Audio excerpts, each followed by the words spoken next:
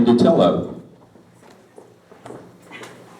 We better be good if all these people stay just hear us. Oh, you got one more, there's another candidate after you guys. Oh, okay. Yeah. So we're not completely No, lost. you're not. Yeah. Thank you for sticking it out. I know, you. Switch is not on. Thank you. Now it is, Christine. You know, that got some people control switches being Yeah. on. I'm Teresa Butoff Perkins, and I am just finishing my first term on the Greater Clark County School Board. I spent 40 years of my life in education. I knew when I was probably 3 or 4 years old I wanted to be a teacher, and I became a teacher. The first 23 years of my career were spent in one school. I taught math. I was a counselor. I was assistant principal. That was a fun job. And then I was principal of that school. And then the last 17 years of my career I spent in central office as a transition director, changing our junior highs over to middle schools. And then the last 8 years as assistant superintendent. I share that with you not to point out that I couldn't keep a job and I kept moving around, but for the fact that I really truly have seen the positions in education from their seat.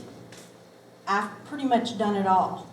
Not to be boastful, but I have. I've done all these different positions. No, okay, so what?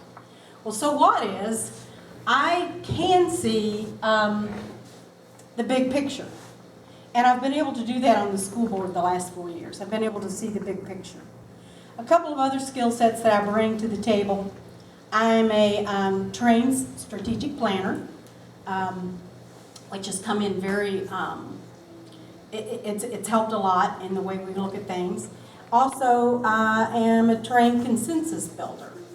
I've always, since I've been a young lady, I've wanted to solve problems. And there's a lot of problems to solve on the school board. Tony kind of touched on this a little bit. It's very important. Now, I sat at the board table when I was assistant superintendent with my board. And your board can become dysfunctional. And when a board becomes dysfunctional because of grudges or because of you've got your own agendas and you bring them to the table, guess who feels that the most? The students. So we've been very, very direct about making sure that we call each other out if we see something going on our board that is not going to benefit our students. If it's a personal vendetta. The board is not a place for personal vendettas. Now I'm going to do a little infomercial. When you vote for school board, we don't run from a political party. So if you would vote a straight ticket of some sort, whether it's Libertarian or Democrat or Republican, if you voted a straight ticket, you would not be voting for any of the school board. You have to flip your ballot over, and on the back you're going to see you, if you live in Greater Clark's district, and I'm talking Greater Clark now, there are 3 school districts in our county, Clarksville, West Clark, Greater Clark. So you'd flip your ballot over, and if you live in Greater Clark, you're going to be able to vote in 4 different races.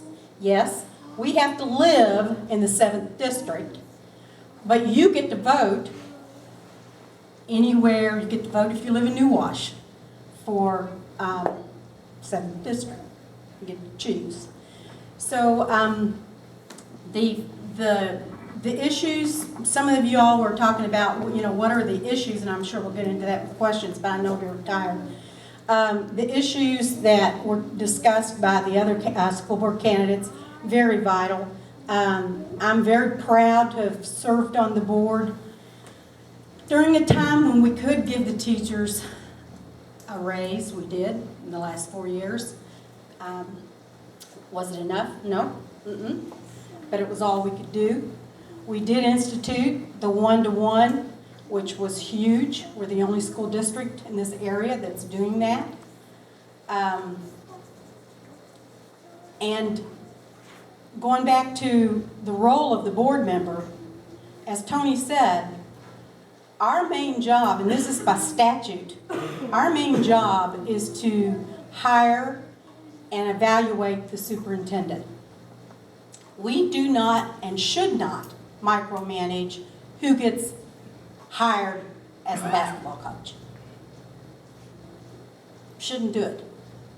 That's when you become dysfunctional. Thank you. I appreciate your vote.